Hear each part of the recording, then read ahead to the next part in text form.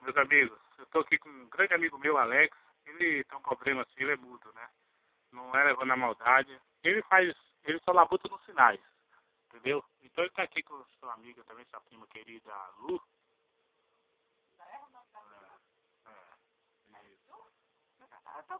Lu, é Lu, é. Ele tá no sinal.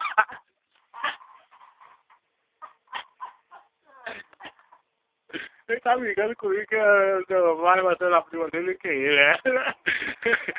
Diga aí, meu amigo Alex. O que você faz nessa vida? Boa, gostei da é. E aí? Você sai muita noite? Gostei.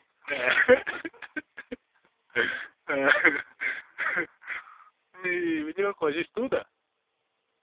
Muito boa a resposta, gostei também. Então, tem namorada? É. Olha, talvez, tô entendendo.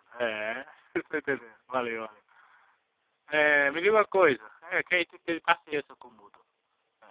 Me diga, me diga uma coisa. Tá falando demais, calma aí. Ele tá falando.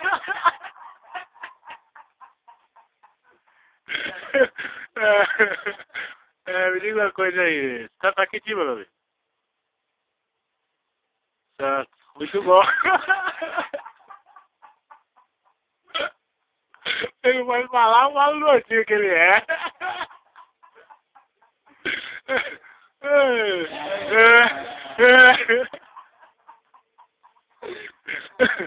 Diga uma coisa assim, você vai ficar famoso no YouTube?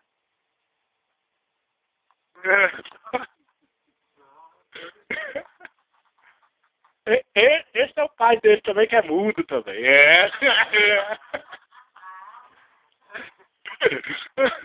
Seu pai é firmeza, hein, mano?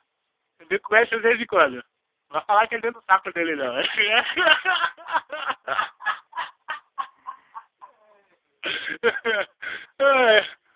Então é isso aí, mano. Firmeza, então. Vamos ver como ficou esse vídeo pro YouTube, então. Esse é meu amigo Alex mudo e o pai dele mudo também. E a prima dele, a única que não é muda, mas é gostosa, Falou, amigo.